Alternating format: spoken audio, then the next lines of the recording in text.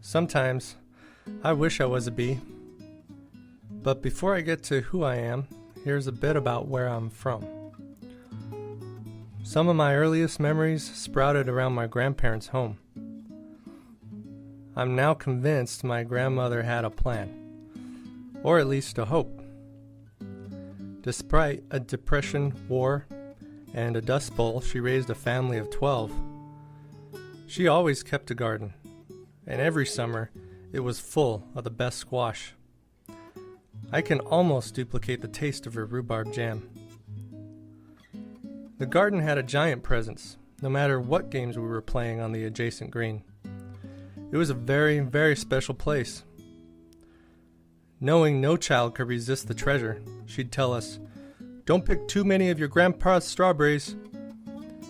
I think she spied on us as we searched for flashes of red crimson and wiped the evidence from our faces as best we could.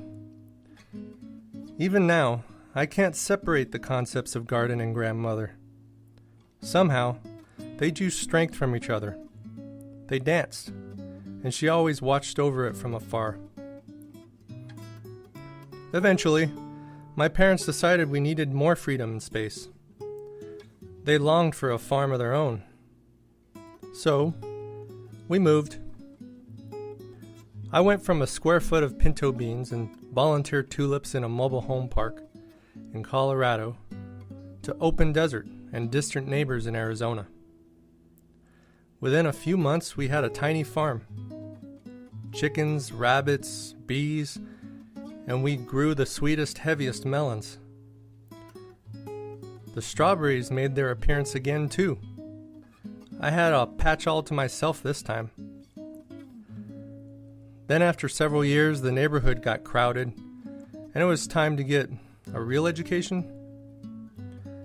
After all, civilized economies demanded suitable, respectable careers, right? My priorities in connection to home shifted. For 10 years, I studied, assessed, designed, developed, and made money, mostly for others wanting more and more of it. I guess you could say I was respected. But I began to feel lost and trapped. There were no strawberries to take care of. Coworkers didn't get my penchant for sneaking insects and curious plants into the office. And so, I returned to make a home, and against all odds, a living from the farm. This time with help. My grandmother built her life and home around the garden as a way to nourish and cherish her children. Now, people from all over visit, hoping to get a taste of the farm life and leave refreshed by the hard work.